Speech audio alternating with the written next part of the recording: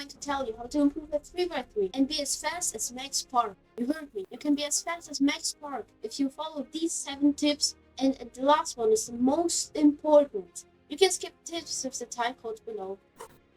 It's important to learn a speedcubing method, because if you use a very basic beginner method, sorry, but you won't be fast. I personally use CFOB and I average 15 seconds. With the beginner's method, I average about 30 seconds. That's half the time if you just learn a speedcubing method. If you don't know a speedcubing method, there are many tutorials on YouTube. That's obvious, isn't it? If you have a Rubik's Cube from the 80s, you won't be fast. It's just a fact. If you really want to know if a Speedcube is better than a Rubik's Cube, check out the video in the description. Look at this, and then at this. Which solve was better? You're right, it's the second one, because in the first video there were no finger tricks. Why are finger tricks important? They're important because if you only do wrist turns and regrips, you will lose your potential. It's easy to learn finger tricks. Here's some basic finger tricks.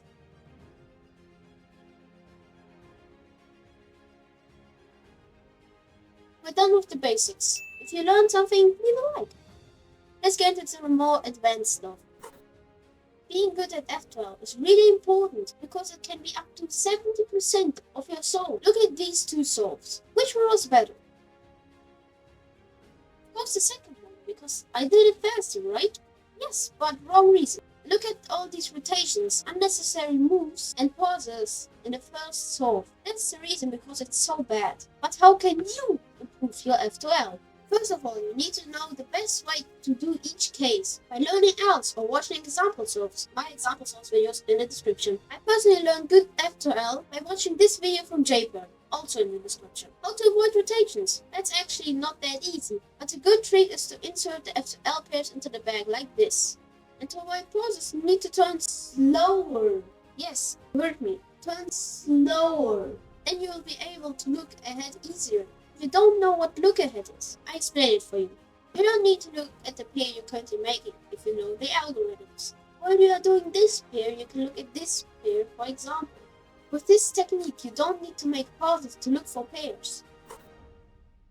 You can easily analyze your solves by taking your phone or any other kind of camera and film how you solve. Then you either watch the solve at normal speed or take an editing software like CapCut and slow down the video. Then you watch the video and look for pauses, unnecessary rotations or unnecessary moves, and find out in which step of the solve you do these things. For example, you're struggling at F12. Then you can do solves in which you only do F12 and use the tips from tip 4. If you make pauses during algorithms, you need to practice. That's very important because you need a goal to stay motivated. Set a high but achievable goal, like I want to average 8 seconds. Then you break this down into smaller milestones, like I want to average sub 30, for example. If you set too high goals, like I want to break the world record, let's be honest, that's almost impossible. You will lose motivation very quickly. But if you start by breaking down this goal to smaller goals, like I want a sub 15 average in competition, for example. If you look at your goals every day and you're disciplined, you will achieve your goals. This applies too to any other goal you have in life. And the most important tip I can give you, this tip is practice. You might be disappointed to hear this, but practice is the most important thing in life. Do you think Max Park or any other world-class cuber never practice? They have practiced for thousands of hours or even more. That is the best tip I can give you. Just practice for half an hour a day and you will see big results. Maybe you won't see the results after a week or 2, but the time you spent was not wasted.